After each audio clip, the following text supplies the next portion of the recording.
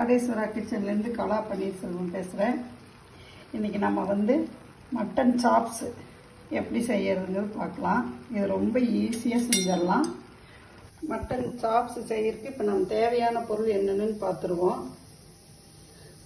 மல்லி ஒரு 2 ஸ்பூன், ஜீரகம் 1 ஸ்பூன், மிளகு 1 ஸ்பூன், வரமிளகா வந்து உங்கள் காரத்துக்கு தகுந்த மாதிரி. நான் வந்து இப்போ 8 மிளகாய் எடுத்துருக்கிறேன் 1/2 கிலோ மட்டனுக்கு.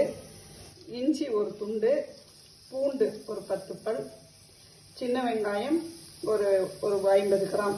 நீங்கள் சின்ன வெங்காயம் இல்லைன்னா பெரிய வெங்காயம் 1 போட்டுக்கோங்க. ஒரு தக்காளி. தாளிக்கிறதுக்கு பார்த்தீங்கன்னா 2 பட்டை, 2 ஏலக்காய், 2 கிராம்பு, 1 ஸ்பூன் சோம்பு, கருவேப்பிலை. இப்போ நம்ம மட்டனை வந்து நல்லா அலசிட்டு மஞ்சத்தூள் உப்பு போட்டு குக்கரில் 4 விசில் விட்டு எடுத்து வச்சுருக்கிறோம். இதோ மட்டன் நல்லா வெந்துருச்சு. இப்போ நம்ம இதை எப்படி செய்யறதுன்னு பார்க்கலாம். இப்போ நம்ம மட்டன் சாப் செய்யறதுக்கு முதல்ல அந்த பொடியை நம்ம வறுத்துக்குவோம். எல்லாம் ஃப்ரெஷ்ஷாக அரைச்சி செய்யறதுனால உங்களுக்கு இது சூப்பராக இருக்கும்.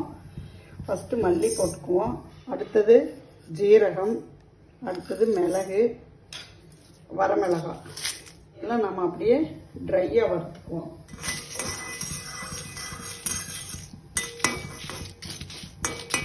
இப்போ நம்ம ட்ரை பண்ணி வச்சு இதை ஒரு மிக்ஸி ஜாருக்கு மாற்றிடுவோம். மொத்தத்தில் ஒரு 1/2 ஸ்பூன் எண்ணெய் ஊற்றிருக்கேன். அதில் வந்து ஒரு துண்டு இஞ்சி, ஒரு 10 பல் பூண்டு, சின்ன வெங்காயம், கூடவே இந்த தக்காளியும் போட்டு நம்ம நல்லா வதக்கிக்கணும். இப்போ இந்த நம்ம பவுடரை வந்து அந்த வறுத்ததை வந்து நம்ம இந்த மாதிரி ட்ரையாக பவுடர் பண்ணி வச்சுக்கிட்டோம். இப்போ இது கூட நம்ம இந்த வெங்காயம் தக்காளியும் வதங்கி எடுத்துக்கிட்டு பாருங்கள். இதையும் போட்டு நல்லா நைஸாக அரைச்சிட்டு வந்துடுவோம்.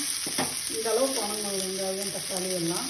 இந்த அளவுக்கு ஃபைன் பேஸ்ட்டாக அரைச்சிட்டு வந்துட்டேங்க பாருங்கள். தக்காளி அந்த பொடி எல்லாம் சேர்த்து அரைச்சாச்சு. இப்போ நாம் இதை தாளிச்சிடுவோம். அதுக்கு நீங்கள் வந்து மண் சட்டி இல்லைன்னா இரும்பு வடை வச்சிங்கன்னா சூப்பராக இருக்கும். இன்னைக்கு மண் சட்டியில் பத்தாதுங்கிறதுனால இதில் வச்சுருக்கேன். இப்போ எண்ணெய் காஞ்சிருச்சு. இப்போ சோம்பு, பட்டை, கிராம்பு, ஏலக்காய் எல்லாம் போட்டுருவோம். கருவேப்பிலை போடுவோம். இப்போ இந்த அரைச்சி வச்ச சாதம் இதில் ஊற்றுவோம்.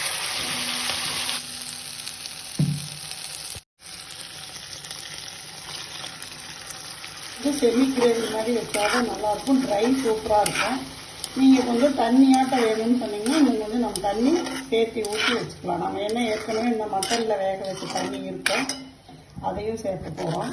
தேங்காய் வந்து ஆப்ஷனல் தான். நீங்கள் வேணும்னா கொஞ்சமாக லைட்டாக இந்த ஸ்டேஜில் அரைச்சி ஊற்றிக்கலாம்.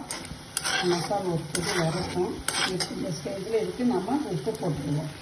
நம்ம ஏற்கனவே மட்டன் வேக வைக்கிறதுக்கு உப்பு போட்டுருக்கோம். இப்போ கிரேவிக்கு தகுந்த மாதிரி உப்பு போட்டுடலாம். ஓரமெல்லாம் எண்ணெய் பிரிகிற மாதிரி இருக்குது. இப்போ நம்ம வந்து இந்த வேக வச்ச மட்டனை இதில் கொட்டிடலாம். வேக வச்ச மட்டன் தண்ணி எல்லாம் எடுத்து அப்படியே நம்ம இந்த கிரேவியில் சேர்த்துடலாம்.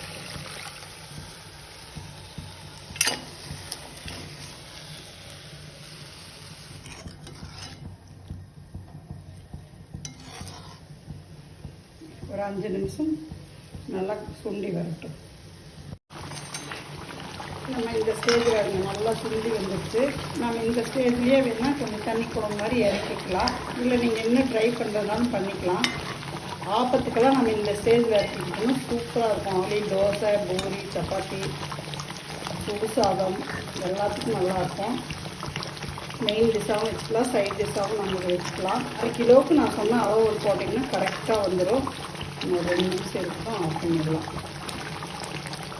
ரெடி ஆகிடுச்சு நம்ம மட்டன் சாப்பிட்டு. இப்போ கொத்தமல்லி தழை லேசாக தூவிட்டு அடுப்பை ஆஃப் பண்ணிடுவோம்.